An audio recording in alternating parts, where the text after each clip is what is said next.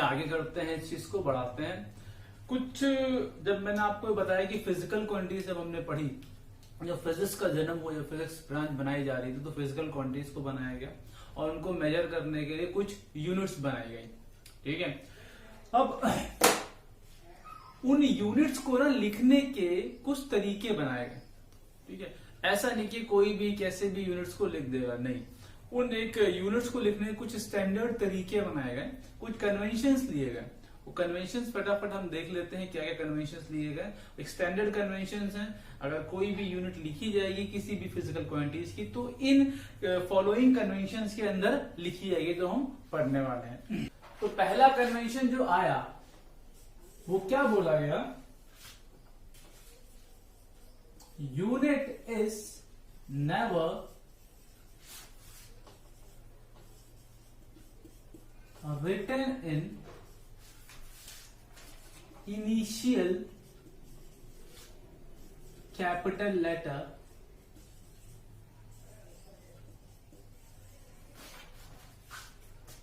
even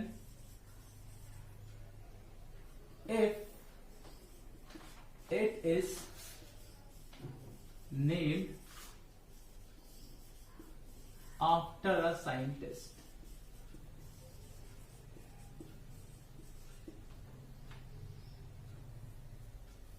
Even if it is named after a scientist। तो क्या बोला गया कि जो यूनिट्स हैं, ठीक है, उनको अगर मुझे लिखना है, ठीक है, तो कभी भी कैपिटल लेटर में नहीं लिखी जाएंगी, इवन जबकि वो यूनिट किसी साइंटिस्ट के नेम पर पड़ी हो। एक और देखते हैं, फिर मैं आपको इन दोनों को पॉइंट को क्लब करके एग्जांपल समझाऊंगा।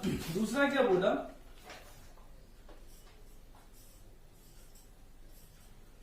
For a unit named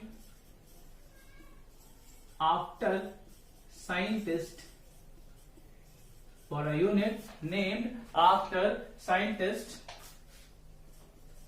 the symbolic representation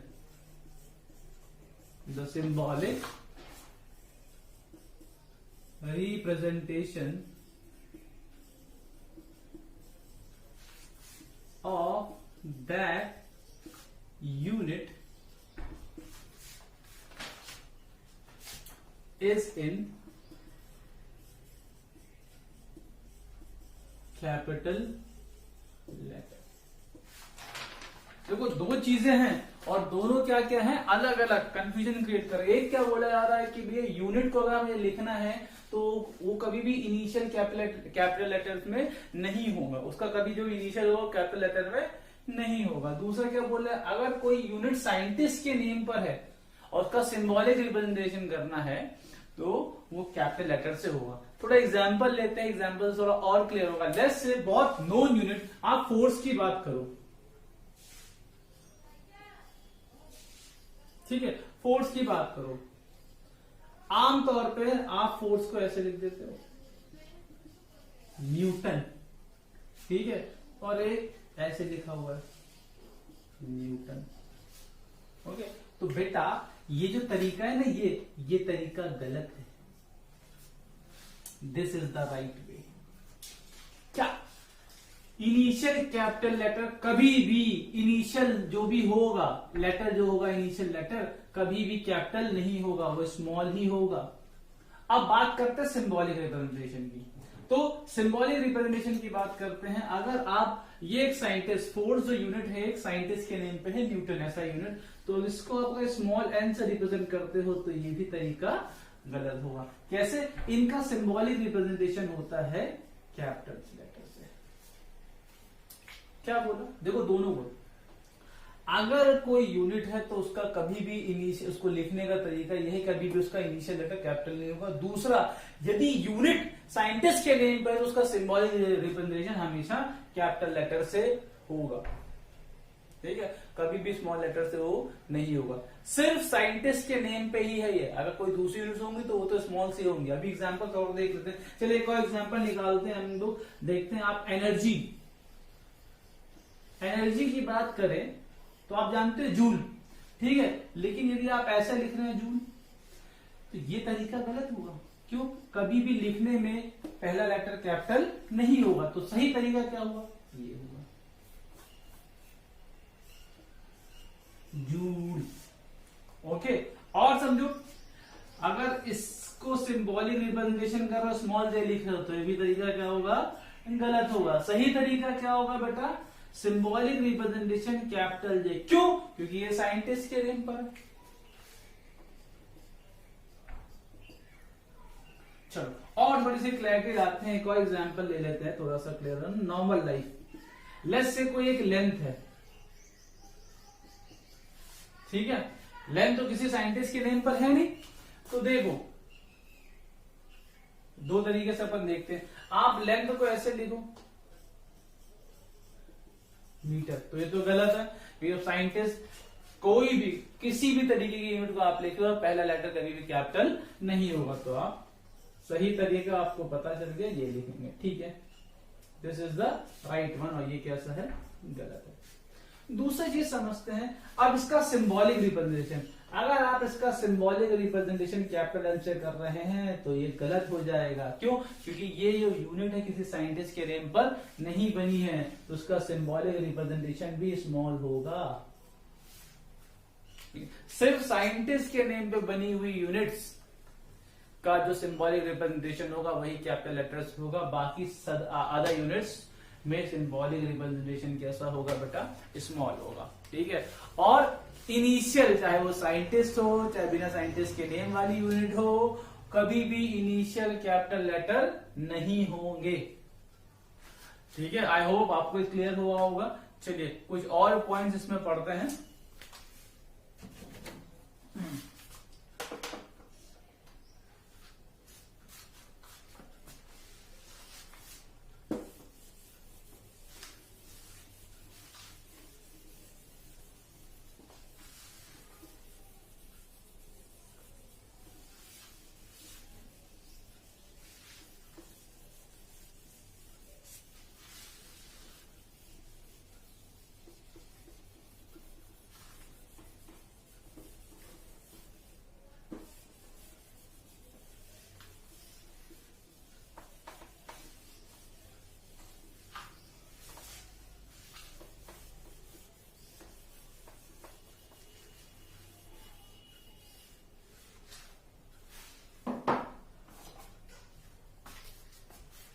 third point क्या है कि सिंबल्स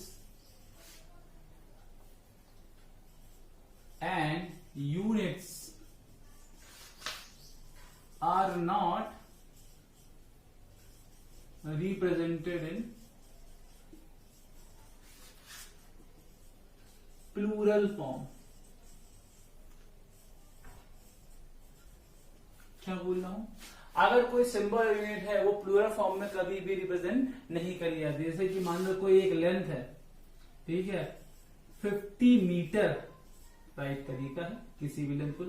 अब ये 50 है तो उसको ऐसे नहीं 50 मीटर्स लिखते फिर रहे हो, तो ये तरीका लेट्स से 100 kg, तो ऐसे लिखोगे ना 100 kg, ऐसे नहीं लिखोगे 100 kgs, ये तरीका क्या हो जाएगा? गलत। चलो फोर्स की बात कर ले रहे हैं, 200 न्यूटन, अरे ये तरीका सही है, ऐसा नहीं 200 न्यूटन्स लिख रहे हो, तो ये तरीका गलत है। कभी भी यूनिट्स प्लूरल फॉर्म में रिप्रेजेंट नहीं करी जाती हैं। Is it clear? चलो एक और पॉइंट देखते हैं,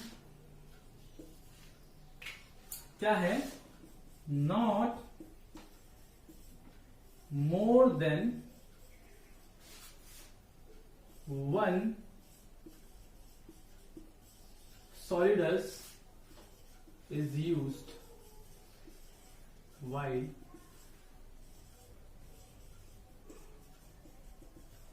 writing a unit। किसी भी यूनिट को लिखते समय एक से ज्यादा सॉलिडस इसमें नहीं आने चाहिए। जैसे कि मान लो एक यूनिट है, थर्मल कंडक्टिविटी यूनिट होती है watt per metre kelvin, what per metre kelvin, ये तरीका सही है। ऐसे लिखो या आप ऐसे लिख दो वॉट मीटर की पावर माइनस में, ये भी तरीका सही है, लेकिन ऐसे नहीं लिखो भाई वॉट पर मीटर पर केल्विन, अरे ये तरीका गलत है। एक से ज्यादा सॉलिडस यूज नहीं होते हैं, ठीक है। और एग्जांपल ले लो, मान लो स्पेसिफिक हीट की यूनिट जो होती है वो होती है जूल पर केजी केल्विन। किसकी यूनिट है? स्पेसिफिक हीट की। ये तरीका सही है, ऐसे लिखो जूल केजी की पावर -1 केल्विन की पावर -1, ये भी तरीका सही है। बट अगर ऐसे लिख दो जूल पर केजी केल्विन तो ये तरीका गलत हो जाएगा। एक से ज्यादा सॉलिडस यूज नहीं होंगे। ये कुछ तरीके हैं क्या यूनिट्स को लिखने के लिए। क्लियर? आपको समझ में आ रहा है? 4 पॉइंट पढ़े, ठीक है। अगर किसी भी यूनिट का इनिशियल लेटर कभी भी कैपिटल नहीं होगा, किसी भी यूनिट का इनिशियल लेटर कभी भी कैपिटल नहीं होगा, भले ही वो साइंटिस्ट के नेम पर हो। कोई यूनिट्स अगर साइंटिस्ट के नेम पर रखी जाती है तो उसका सिंबॉलिक रिप्रेजेंटेशन कैपिटल लेटर से होगा, जैसे कि न्यूटन का कैपिटल एन, जूल का जे, ठीक है। Other than the units named after the scientist, उनका सिंबॉलिक रिप्रेजेंटेशन भी कैपिटल में नहीं होगा। सिर्फ कैपिटल लेटर में सिंबॉलिक रिप्रेजेंटेशन उनका ही होगा जो साइंटिस्ट के नेम पर है।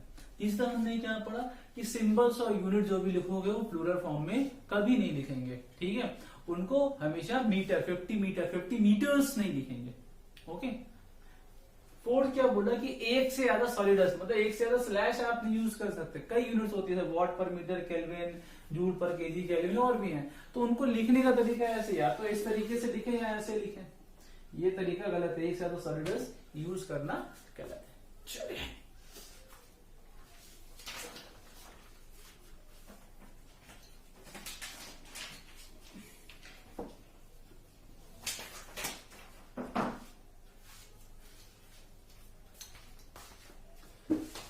नेक्स्ट टॉपिक इसी का स्टार्ट करते हैं, डायमेंशंस।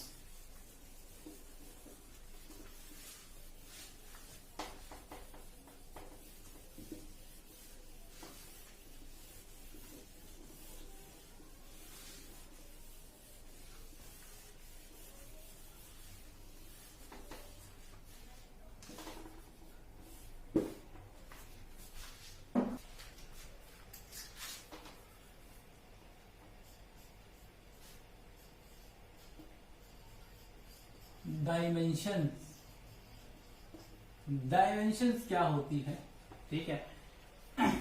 चलो पहले मैं एग्जांपल समझाता हूँ, फिर डेफिनेशन लिख देंगे, ठीक है। पहले ये कुछ चीजें, ठीक है। अगर मुझे डायमेंशंस को रिप्रेजेंट करना है तो ये हमेशा रिप्रेजेंट होती है इस बड़े ब्रैकेट के अंदर। लेट्स से कि x कोई भी फंडामेंटल फिजिकल यूनिट है, उसकी यूनिट है x की पावर a, y की पावर b, z की पावर c टाइप में ऐसे रिप्रेजेंट करते हैं, ठीक है, बड़े ब्रैकेट के अंदर, ठीक है। अब डायमेंशंस क्या होगी, चलो एक छोटा सा एग्जांपल लेते हैं। एग्जांपल ये लेते हैं, जैसे डेंसिटी, ठीक है। डेंसिटी बराबर होता है मास अपॉन वॉल्यूम। मास की डायमेंशन देखिए तो क्या होती है बेटा, ये capital M. Volume metre cube, मतलब एक लेंथ है, लेंथ की पावर 3, ये हो गया ना एल क्यूब। इसको रिप्रेजेंट करेंगे तो कुछ ऐसे हो जाएगा, एन की पावर 1 एल की पावर -3, ठीक है।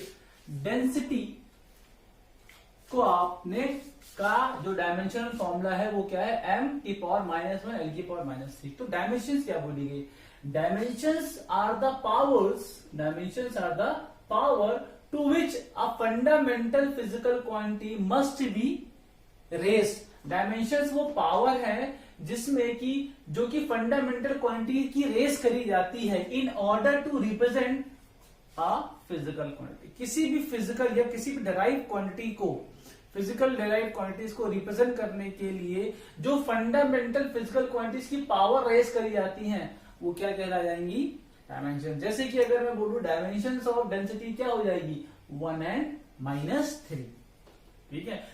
फटाफट से अपन डेफिनेशन देखते हैं। क्या बोला डेफिनेशन कि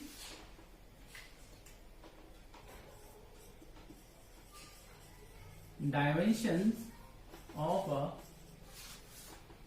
derived physical quantity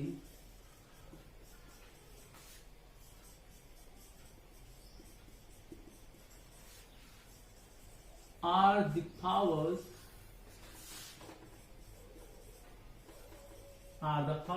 to which a fundamental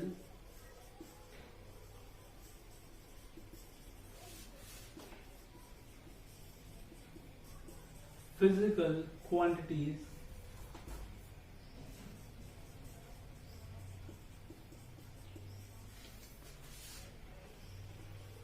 must be raised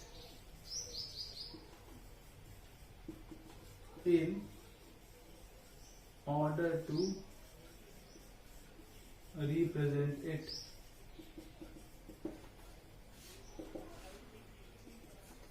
ठीक है, क्या बोला? Dimensions of the derived physical quantity are the powers to which a fundamental physical quantity, यही तो है फंडामेंटल फिजिकल क्वांटिटीज की dimensions must be raise in order to represent it, उनको represent करने के लिए जो पावर रेज करी जाती है। जैसे यहाँ के मैं बोलूं कि डायमेंशंस ऑफ डेंसिटी, यहां पर अगर मैं बोलूं डायमेंशंस ऑफ डेंसिटी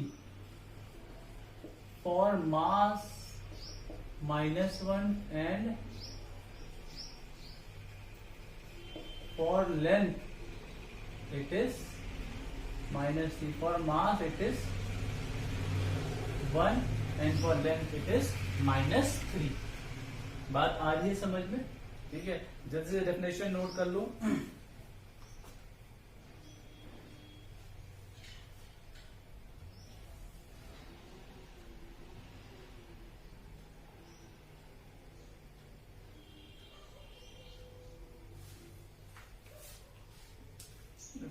जैसे कि और एग्जांपल अगर ले लो, लेट्स से एक्सेलरेशन की बात करो। एक्सेलरेशन ए होता क्या है? Change in velocity upon time. Change in velocity मतलब metre per second upon T. तो इसकी डायमेंशन आती है बेटा, वेलोसिटी की dimension LT-1 upon T. Velocity metre per second होती है, तो मीटर मतलब एक लेंथ और टी मतलब टाइम, तो मीटर LT-1 अपॉन टी, तो ये क्या हो जाएगी? LT-2 की डायमेंशन हो गई। ठीक है, तो हुआ क्या? अगर मैं बोलूं डायमेंशन ऑफ एक्सेलरेशन, ठीक है, 1 इन लेंथ -2 इन टाइम, ऐसे बोल दो। Dimension of acceleration is 1 in length and -2 in.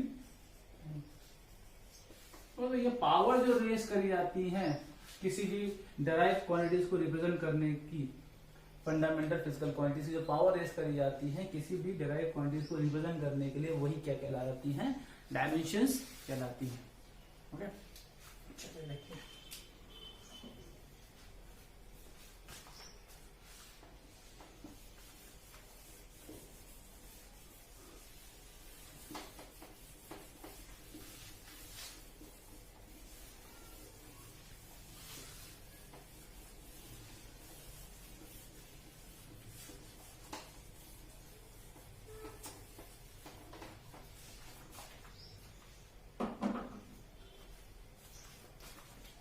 Next part पढ़ते चलते हैं, डायमेंशनल फॉर्मूला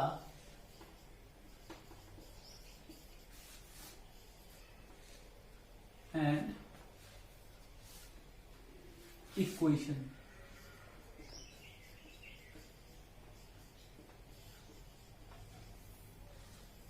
ठीक है, डायमेंशनल फॉर्मूला क्या होता है और डायमेंशनल इक्वेशन क्या होती है। डेफिनेशन मैं लिखाता हूं, जल्दी से आप लिखो definition. Dimensional formula is an expression, पहले मैं डायमेंशनल फॉर्मूला की बात कर रहा हूं, तो dimensional formula is an expression showing, dimensional formula is an expression showing how and which of the following, how and which of the fundamental fundamental units enters in representing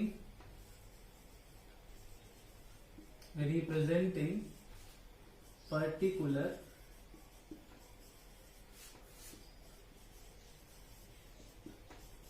physical quantity। ठीक है, dimensional formula क्या होगा, जैसे कि अभी हमने देखा कि डेंसिटी का जो डायमेंशनल फॉर्मूला था वो क्या था, ml माइनस। ठीक है, तो होगा डायमेंशनल फॉर्मूला एक एक्सप्रेशन है जो कि बताता है कि कौन कौन सी फंडामेंटल फिजिकल क्वांटिटीज और कैसे। ठीक है, how and which of the fundamental physical quantities are entered in representing the particular, sorry practical लिख दिया है, पर्टिकुलर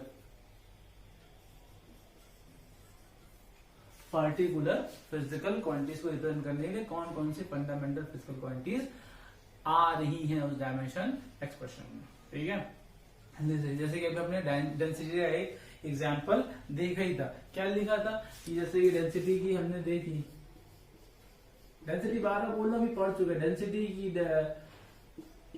जो फिजिकल क्वांटिटी थी वो क्या थी, तो डायमेंशन फॉर्मूला था वो क्या था, ml-3। कौन कौन सी फंडामेंटल फिजिकल क्वांटिटीज और कैसे किसी भी डिराइव फिजिकल क्वांटिटीज में आ रहे हैं रिप्रेजेंट करने के लिए, तो वो क्या कहला जाएगी, डायमेंशन फॉर्मूला। ml-3 डेंसिटी का एक डायमेंशनल फॉर्मूला है। ठीक है, चलो नेक्स्ट बात करते हैं डायमेंशनल इक्वेशन की। छोटी छोटी सी चीज है, आप बस समझते जाएं इसे। डायमेंशनल इक्वेशन टर्मिनोलॉजी है, जैसे बताई जा रही है वैसे आप समझ जाएं। It is a physical relationship, it is a physical relationship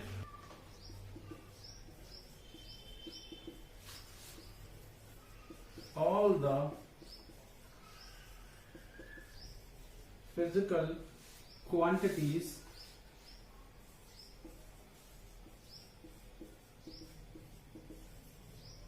in which all the physical quantities are replaced by their respective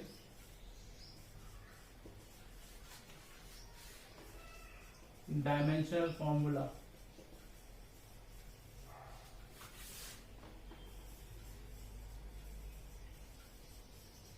क्या बोला जा रहा है, डायमेंशनल इक्वेशन एक फिजिकल रिलेशनशिप है जिसमें सारी फिजिकल क्वांटिटीज रिप्लेस कर दी जाती हैं उनके रेस्पेक्टिव डायमेंशनल फॉर्मूलेज के साथ। जैसे कि एग्जांपल देखो कि v इक्वल्स टू u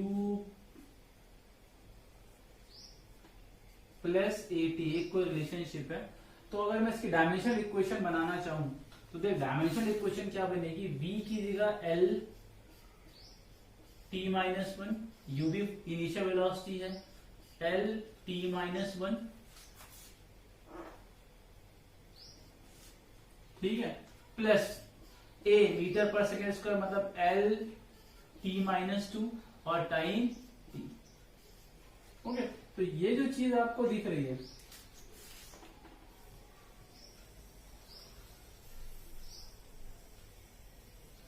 ये क्या हो जाएगी, ये हो जाएगी डायमेंशनल इक्वेशन।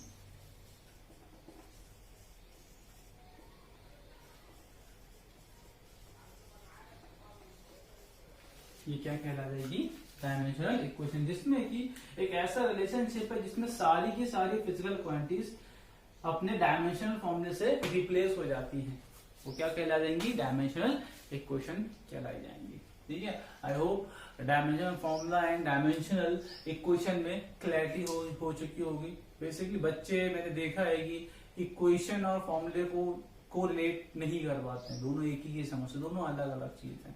डायमेंशनल इक्वेशन की किसी भी एक एक्सप्रेशन है जिसमें जो कि शो करता है कि कौन कौन सी और कैसे कौन कौन सी फंडामेंटल फिजिकल क्वांटिटीज और कैसे वो फंडामेंटल फिजिकल क्वांटिटीज किसी भी एक पर्टिकुलर फिजिकल क्वांटिटी को रिप्रेजेंट करने में आती हैं, ठीक है। और डायमेंशन इक्वेशन क्या है, एक रिलेशनशिप है जिसमें सारी की सारी फिजिकल क्वांटिटीज अपने डायमेंशन फॉर्मूले से रिप्लेस हो जाती हैं। Is it clear? चलिए नेक्स्ट पार्ट देखते हैं इसका।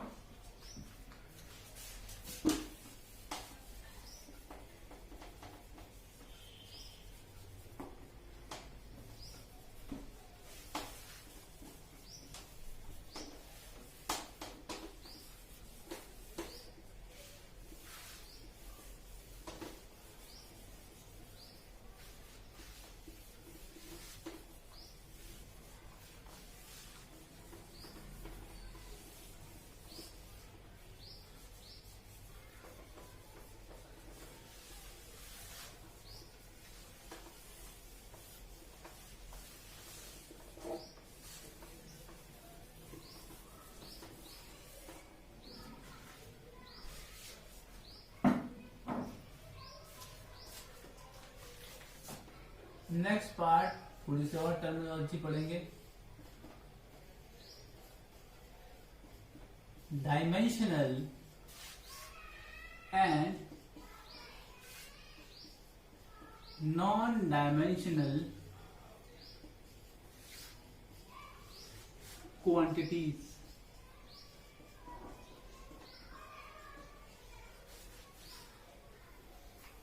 Dimensional and non dimensional quantities one by one पढ़ेंगे। पहले मैं बात करूंगा डायमेंशनल क्वांटिटीज की।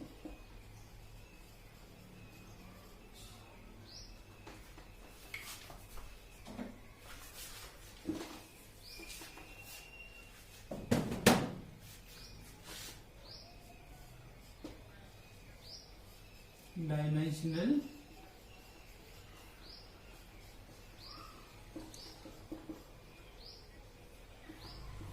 Quantities.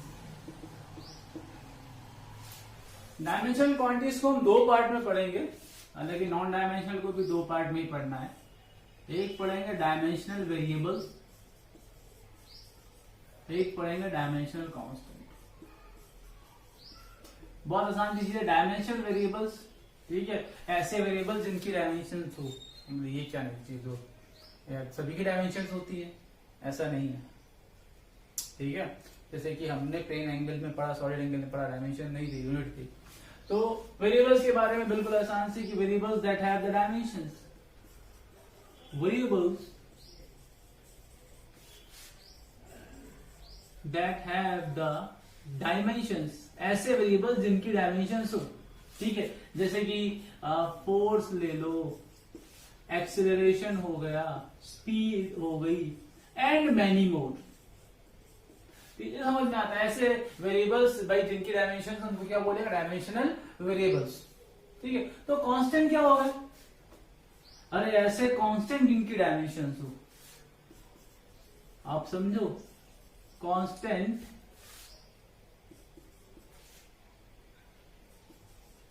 That have the dimensions. चलो फटाफट नाम ले लेते हैं। that have the dimensions, बिल्कुल। यूनिवर्सल ग्रेविटेशन कांस्टेंट जी, अरे उसकी वैल्यू तो यूनिवर्सल हर जगह सेम है ना, ठीक है। कांस्टेंट बोलते हो ना, क्या डायमेंशनलेस है क्या, नहीं, डायमेंशन है। ऐसे कांस्टेंट जिनकी डायमेंशन हो वो क्या हो जाएंगे, डायमेंशन कांस्टेंट हो जाएंगे। जैसे कि एग्जांपल ले लिया जाए, बहुत बढ़िया example, gravitational constant, gravitational constant, इसकी वैल्यू जो है वो कांस्टेंट रहती है हर जगह। और आगे बढ़ते हैं, gravitation constant, universal gas constant, gravitation constant G, universal gas constant, सब पढ़ोगे तुम लोग, गैस कांस्टेंट आर। और भी सुन लो, Planck's constant, Planck's constant H and many more, ठीक है। तो ये सारे जो कांस्टेंट है, ऐसा नहीं कि डायमेंशंस नहीं है भाई, डायमेंशंस हैं, बट इनकी वैल्यू हर जगह क्या है, कांस्टेंट। तो इनको क्या बोलेंगे, डायमेंशनल कांस्टेंट। वेरिएबल ऐसे वेरिएबल जिनकी डायमेंशन हो समझ में आ, लेकिन ऐसे कांस्टेंट जिनकी डायमेंशन हो क्या हो जाएंगे, डायमेंशनल कांस्टेंट हो जाएंगे। तो अब नॉन डायमेंशन की बात करते हैं। सेकंड क्या, non dimensional quantities, non dimensional quantities.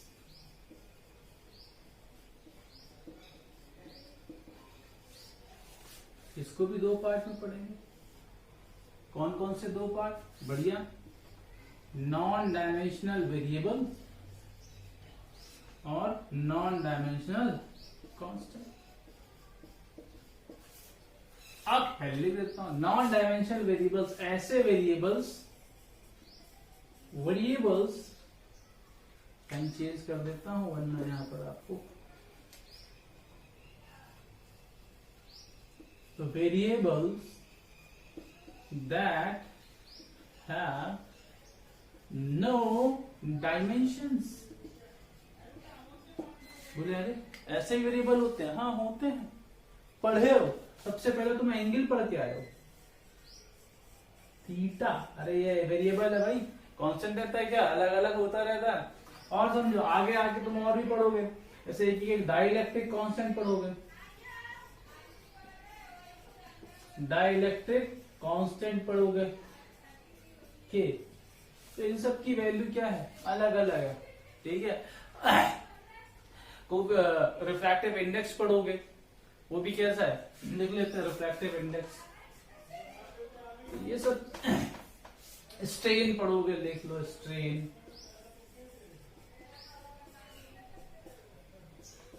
तो ये सब क्या है बेटा, ये सब डायमेंशनलेस वेरिएबल, इनकी वैल्यू जगह जगह पे आपको वैल्यू चेंज करते करते आपको ये चीजें कांस्टेंट नहीं मिलेंगी, ठीक है, बट इनके डायमेंशन नहीं होते हैं, ठीक है। ऐसे वेरिएबल्स की डायमेंशन ना हो, ठीक है।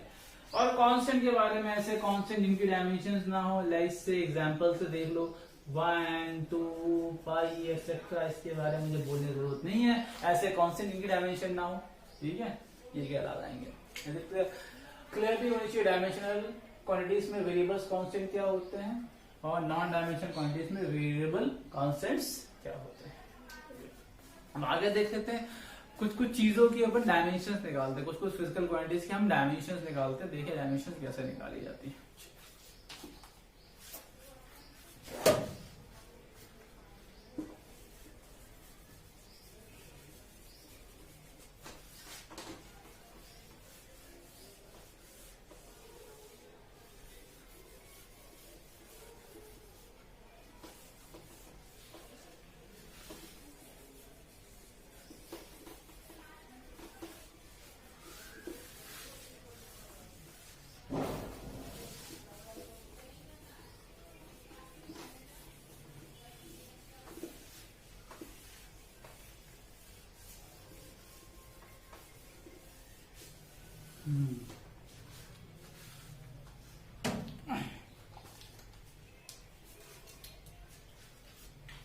चलिए शुरुआत करते हैं।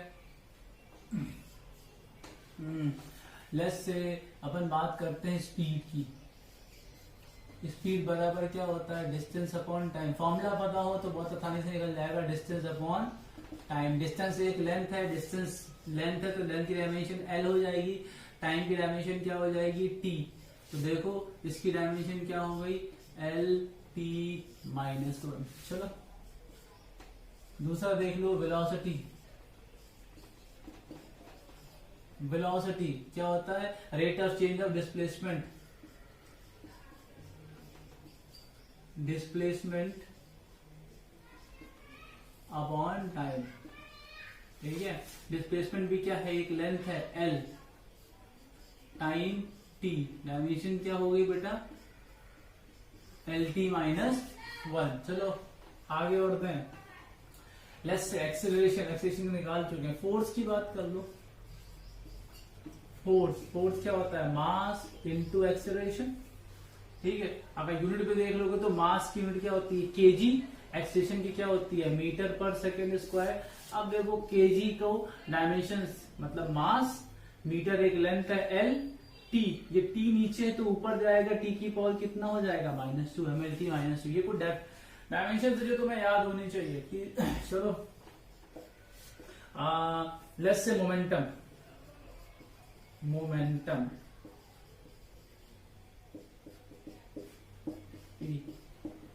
बराबर होता है मास इनटू वेलोसिटी। यूनिट भी लिख सकते हो आप, केजी मीटर पर सेकेंड। मास KG, velocity metre per second. Dimensions लिख लो, केजी मतलब m, मीटर मतलब l, पर सेकेंड मतलब t की पावर -1, mlt -1। चलो और बढ़ते रहो आगे।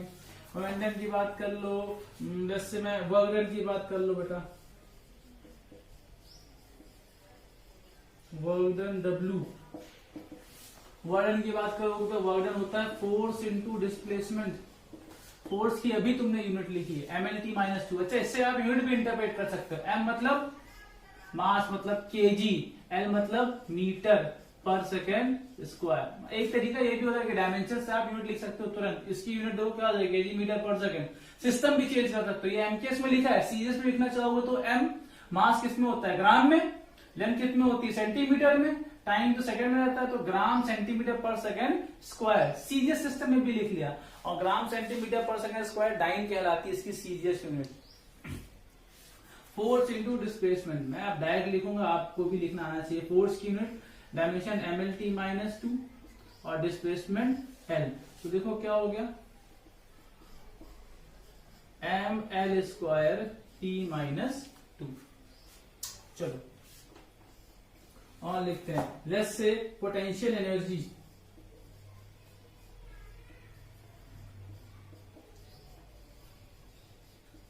Potential energy U, potential energy mgh, ठीक है।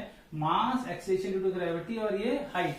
मास किस में हो जाएगा बेटा, केजी। मैं डायमेंशन लिखूंगा डायरेक्ट अब, केजी मतलब कैपिटल M, ओके। जी metre per second square, LT -2।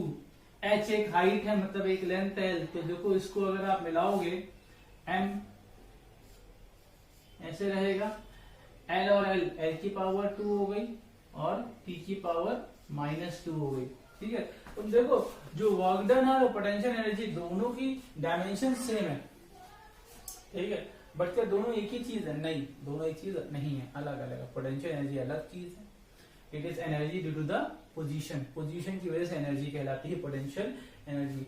Work done अलग चीज है, ठीक है। कि अगर वर्क डन कहलाता है अगर हम कोई फोर्स लगाए और पॉइंट ऑफ एप्लीकेशन डिस्प्लेस हो रहा है, point of application of force displace हुआ, that is the work done. तो एक वर्क किया जाता है, ठीक है। इन दोनों की डायमेंशन सेम है बट दोनों फिजिकल क्वांटिटीज अलग अलग है। तो नोट करके अपन एक पॉइंट लिखेंगे कि इफ द डायमेंशंस, अगर किसी एक पर्टिकुलर डायमेंशन दे रखी है तो physical quantity may or may not be unique. कोई एक डायमेंशन दे रखी है तो पर्टिकुलर डायमेंशन की यूनिक फिजिकल क्वांटिटी होगी, ये जरूरी नहीं है, ऐसा हो भी सकता है और नहीं। मतलब for a particular dimension it is not necessary that it has a unique physical quantity, it may or may have unique physical quantity. If dimensions are given, note करके लिखो,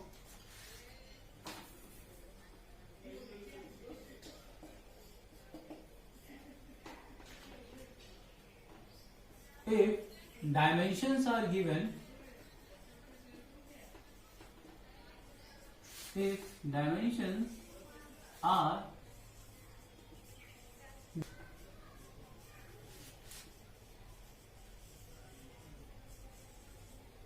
the physical quantity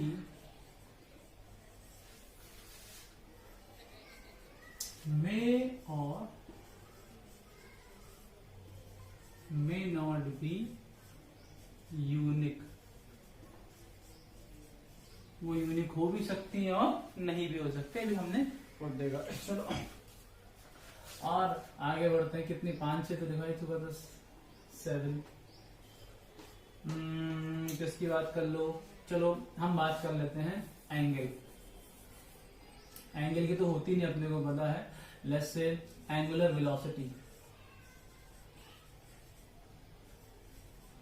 angular velocity omega. Angular velocity होता है rate of change of angular displacement मतलब delta theta by delta T.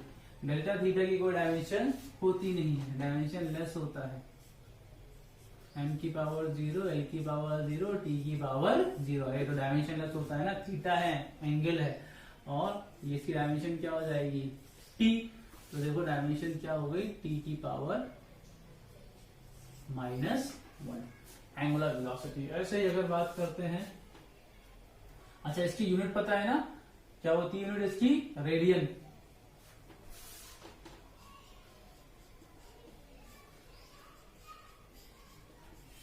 Unit क्या हो जाएगी इसकी, radian. ठीक है, और आगे बढ़ते हैं।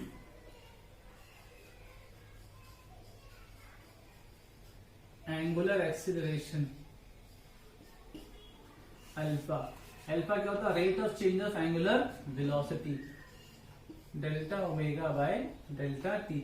डेल्टा ओमेगा की अभी आपने डायमेंशन देखी कितना होता है, टी की पावर -1, और डेल्टा टी भी कितना हो जाएगा टी, तो डायमेंशन देख कितनी हो गई बेटा, टी की पावर -2 हो गई, डायमेंशन ही हो गई। फिर से इसकी यूनिट की बात कर लो, तो इसकी यूनिट होती है, इसकी ओमेगा की यूनिट एंगुलर वेलोसिटी की यूनिट बेटा रेडियन पर सेकंड ना,